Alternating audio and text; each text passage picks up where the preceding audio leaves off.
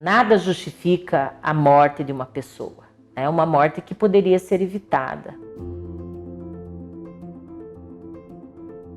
Tivemos uma semana muito difícil, né? Uma semana violenta no mundo como um todo, com a morte, né, do cidadão negro George Floyd, que ficou, na verdade, 9 minutos com um policial ajoelhado na sua nuca e ele impedido de respirar. Isso é assassinato. Porque ele era negro, nada justifica a morte de uma pessoa. É uma morte que poderia ser evitada e desencadeou toda uma série de manifestações nos Estados Unidos. E aqui no Brasil não é diferente. Só nesse último período nós tivemos a morte de jovens, adolescentes e crianças mesmo, a Agatha Félix, o Cauê Ribeiro e o Cauã Rosário. E mais recentemente o João Pedro, morto no Rio de Janeiro, também numa ação policial. A casa dele foi invadida, vários tiros, um absurdo. Temos aí o exemplo da Marielle, né, uma mulher negra, guerreira, que veio das comunidades, que conseguiu se eleger vereadora e que, ao que tudo indica, foi morta pelas milícias do Rio de Janeiro. E que até hoje é um caso que não foi resolvido, porque não há interesse por parte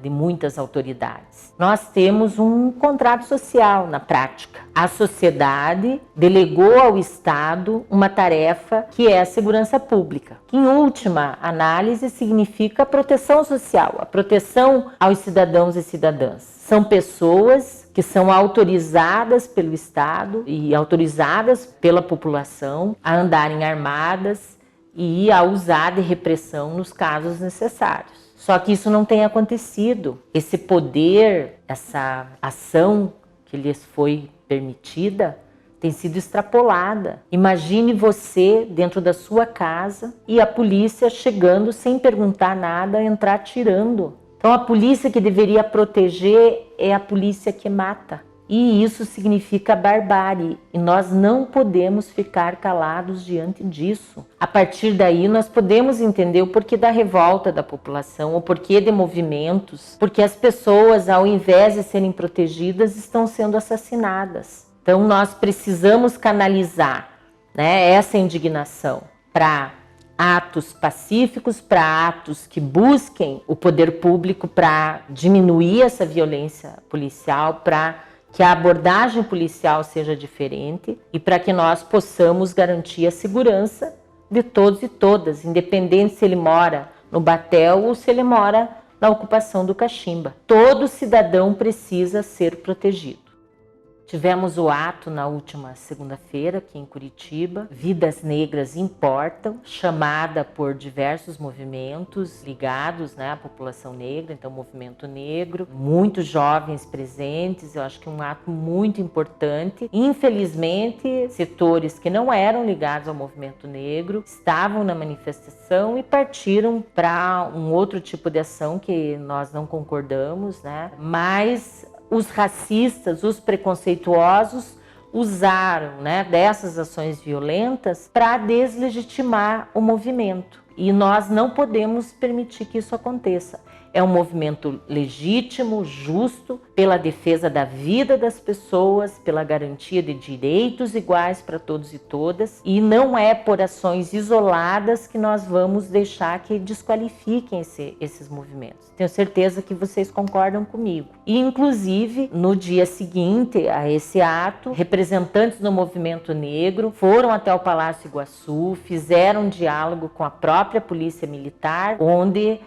a Polícia Militar recebeu uma nova bandeira, onde simbolicamente organizadores do movimento disseram: nós não queríamos violência, nosso ato era pacífico e nós queremos apenas justiça, dignidade para os negros e para as negras de Curitiba.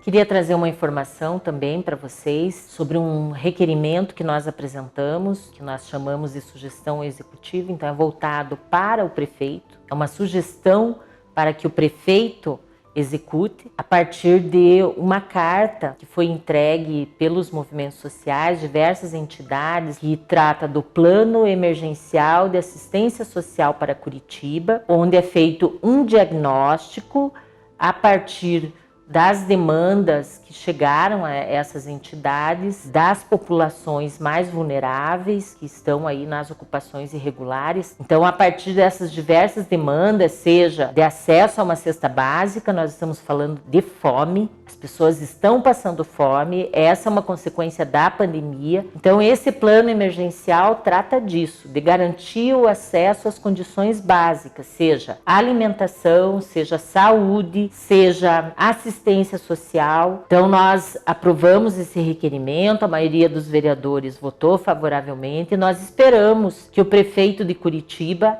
acate essa sugestão, que possa ouvir essas entidades, que chamem representantes das comunidades, que chame a Câmara, que nós façamos um esforço coletivo para enfrentar essa pandemia e garantir para todos os cidadãos e cidadãs o atendimento, mas principalmente para aqueles que estão numa situação de vulnerabilidade social.